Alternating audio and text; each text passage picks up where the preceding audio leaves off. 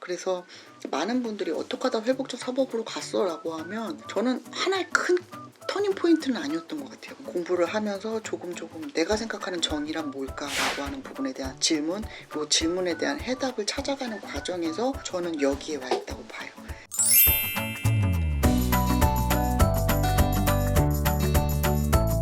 출발점은 저희 대학원 때 저희 지도 교수님은 아니고요. 은사님 중에 한 분이셨던 김선동 교수님이 이 회복적 사법에 많은 관심이 있었고, 그리고 이제 독일어 스터디를 하는 과정에서 잡았던 책이 태오아라고 해서 행위자, 가해자, 조정이라고 하는 그 법을 번역을 했어요.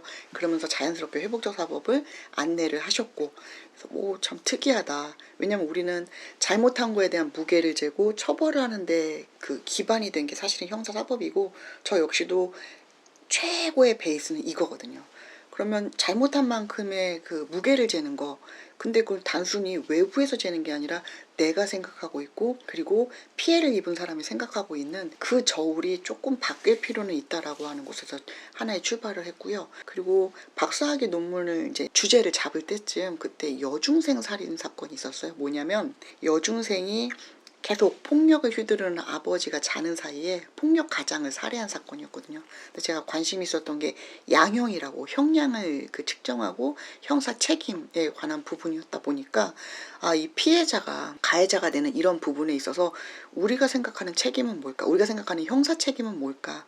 얼마만큼의 양형이 일반적으로는 사람들이 생각하는 그 양형의 저울하고 얼마만큼 지금 내가 생각하고 있는 부분이 일치를 할까, 이런 것들에 대한 고민.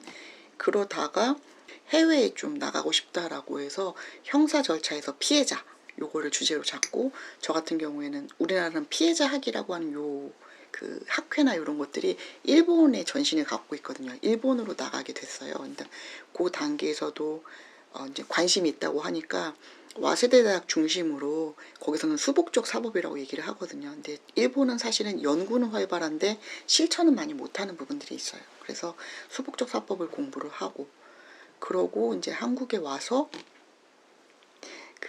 굉장히 친한 친구가 있는데 그 어머님이 돌아가시는 과정에서 어머님이 해상사고였어요. 선박끼리 부딪히는 건데 그 선박끼리 부딪히는 사고에서 어머님이 돌아가시고, 그 상대방의 선장이죠. 선장이건 선주건 다 자기는 돈 없다라고 얘기를 하고, 그리고 재판이 일어나는 과정에서 내내 아버님이 너무 힘들어 하시는 거예요.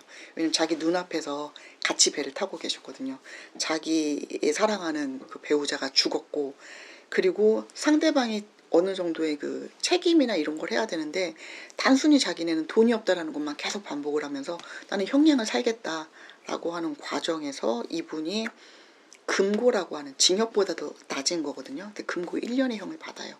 그리고 이분은 솔직히 돈이 충분히 있었던 분이기 때문에 손해배상금이 필요했던 분이 아니거든요. 그래서 엄벌을 요구를 했는데 엄벌은 전혀 아니고, 그런 과정에서 계속 제 머릿속에 들어오는 그런 물음표들, 이런 것들이 모아지다 보니까 앞에서 설명했던 것처럼 내가 생각하는 정의는 뭘까?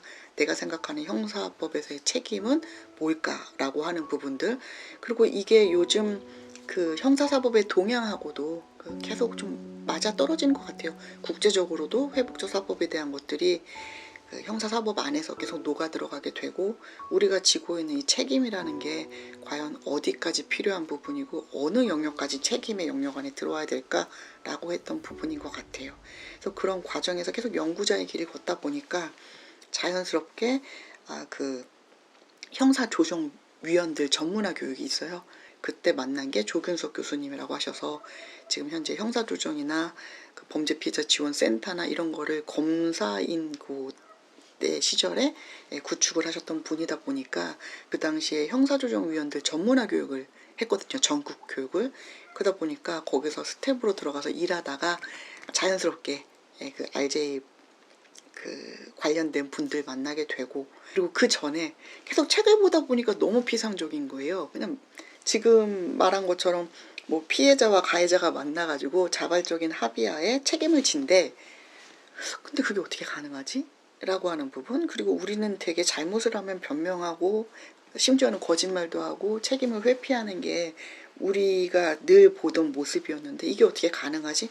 너무 추상적인 거예요. 그래서 사실은 회복적 사법이라는 건 그렇게 보고 그 다음에 방법론 쪽이 되게 어렵더라고요. 그래서 늘 관심을 갖고 있다가 아까 말씀드렸던 것처럼 형사조정위원 교육에서 이재용 원장님을 뵙고 요 협회를 알게 됐어요.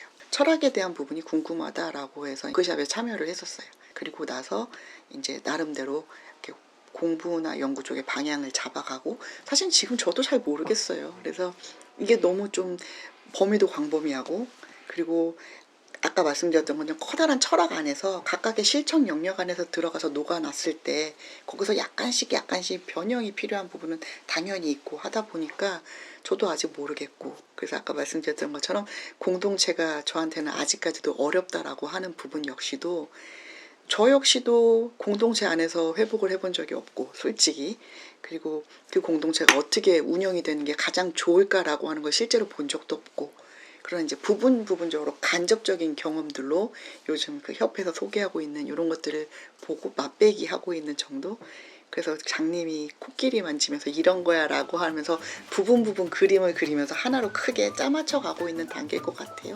그래서 나중에 좀 할머니가 돼서 이제 은퇴해야 되나 할 때쯤이나 좀 알까?